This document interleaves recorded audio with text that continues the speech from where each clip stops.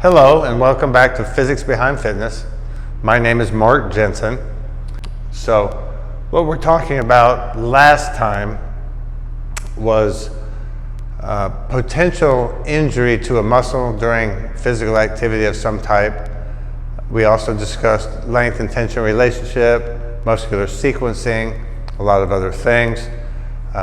We're basically discussing now, or we ended on the last video with a damaged muscle. Say we pull a muscle during really high output in the power phase of activity, and generally the world asks or tells us that we should elevate, ice, compress, and take our time to heal up, take a little anti-inflammatory or something to promote some inflammation reduction, and we wait until we feel good and then we go back and do what we did before.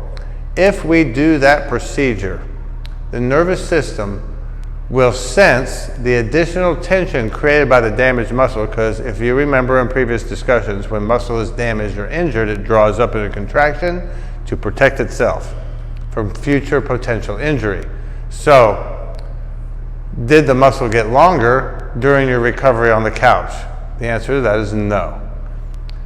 Does the nervous system create another additional tension in a healthy muscle to balance the issue with the injured muscle becoming shorter, and then that having an effect to the tension relationship? So the nervous system adapts by creating tension or a greater amount of tension in a healthy muscle to compensate for the application of the tension from the damaged muscle. So if you've gone through a restabilization and resequencing program that I apply to people, you would never listen to what the world says about that recovery process. However, the beginning days, ice compression and elevation is fine.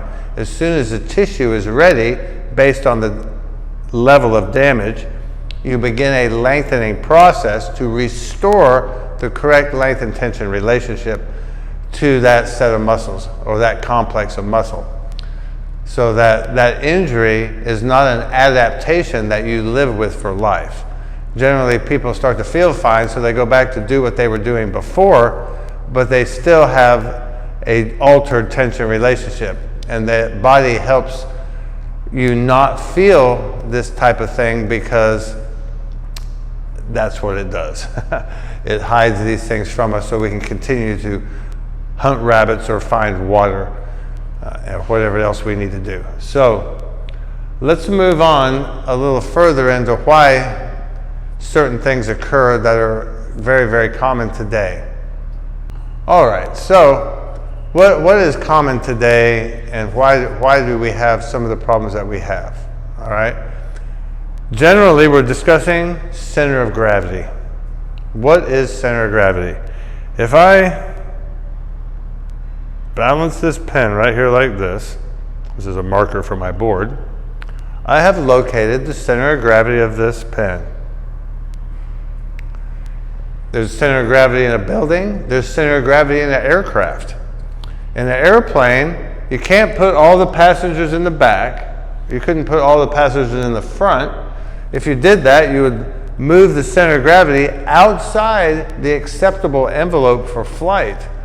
So if you operate an airplane out of center of gravity, you risk certain factors which are dangerous for life. So center of gravity is an important thing. Center of gravity in the human body is very important also.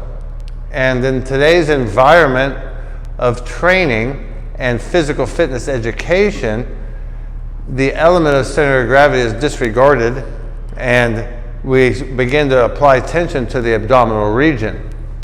The abdominal region is a very important area.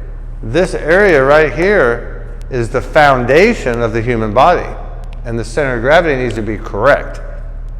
If we throw tension on the rectus abdominis and the psoas and external obliques, then we're tensioning movement muscles and disregarding the stabilization system. The stabilization system consists of the transverse abdominis, the internal obliques, the pelvic floor, spinal multifidi, transversospinalis, and diaphragm. Those muscles create traction to the spine, reducing intervertebral pressure. They stabilize the spine, and they work in opposition to movement. Because that's disregarded, people's center of gravity ends up shifting. It's almost like a plate and a marble. So here's your plate. As you live your life, do your workouts, so lifestyle, genetics, and habits are in play. You're doing things repetitively over time. You don't realize that this marble is going like this all over the plate until it rests over here. Okay, so our center of gravity is now here, just like this indication is here. This is a symbol for center of gravity. We're looking at a spine from the back. This is the left side and this is the right side. So, in our example of center of gravity shifting to the left, and left is more common than right in the population today for whatever reasons, and people could argue that out forever. It's not important to argue why it is. It could be for a lot of reasons. Okay, you know, the nervous system is more right-handed dominant, or it's not, or it's not important to see why. But we're looking at about a 70-30 split between right and left center of gravity, being higher for left center of gravities, and maybe it's even more. It just depends. But it's not important to know why, it just is. So if your center of gravity has shifted, we have a center of gravity problem, then that's base root engineering and structural issues and muscular tension development requirements that are adverse to the skeleton. So in this case, we have a picture here of a skeleton looking at it from the back. It's just a rough drawing. It's not beautiful. You know, my L5 is way too thin, so these are just a drawing for learning purposes, okay? The center of gravity is to the left. Now, in the human body, we have generalities, a little bit like spelling. I before E, except after C, and then all the exceptions. So, boy, what is really going to be? I could talk a long time about all of the things that happen. Generally, the highest percentage of cases, after thousands of people that have gone through this program, if your center of gravity is left, this ilium is rotated back. It's this direction. This ilium is rotated forward, this direction, resulting in an elevation of the trochanter, okay, shortening this leg, okay. So, because we raise the trochanter by rotating a concentric shaped bone, the dangle point for the femur is raised.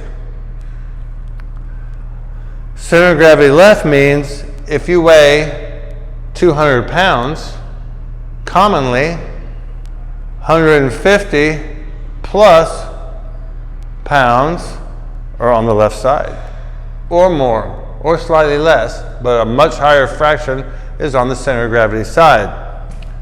When this occurs, more strength and stabilization occurs along this side of the spine, resulting in lateral curves. This, okay, and then a compensating thoracic curve to the nervous system wants to keep the head over the sacrum. So we're not a tree growing towards light. So it'll recurve this back this way, and we'll create lateral curves in the spine.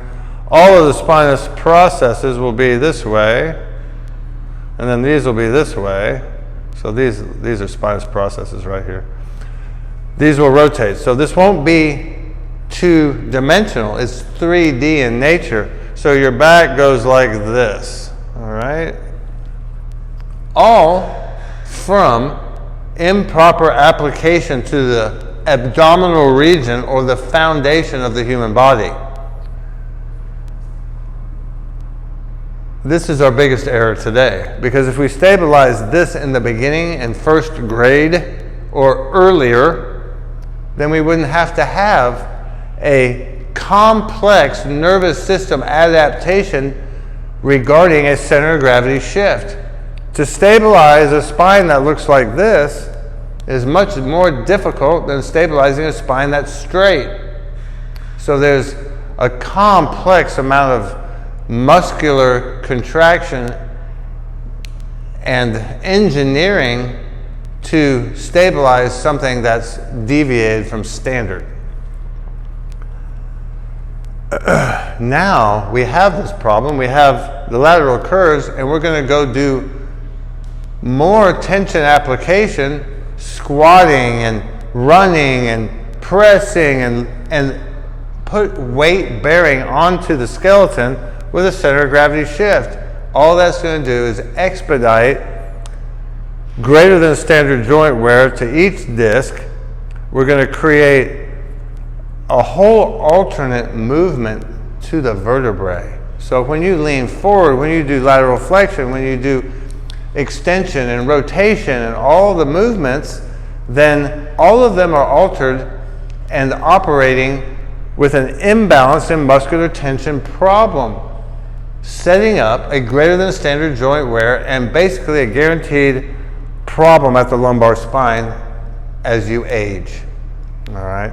Not to mention external issues like the shoulders and the hips and everything else that's going on, because you're so heavy here. All these helping muscles underneath the glute are all overly tight, and there's a difference between external muscles. So what happens is this muscle, this bone is pulled forward. Now, no bone moves itself.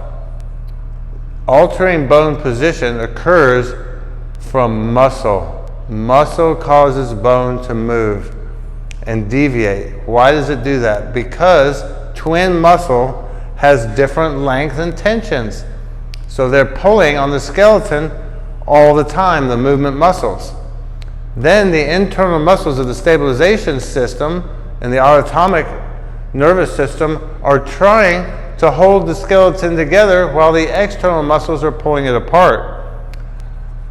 I call this trench warfare. This one's fighting this one, and they're just fighting each other, trying to stay alive, basically.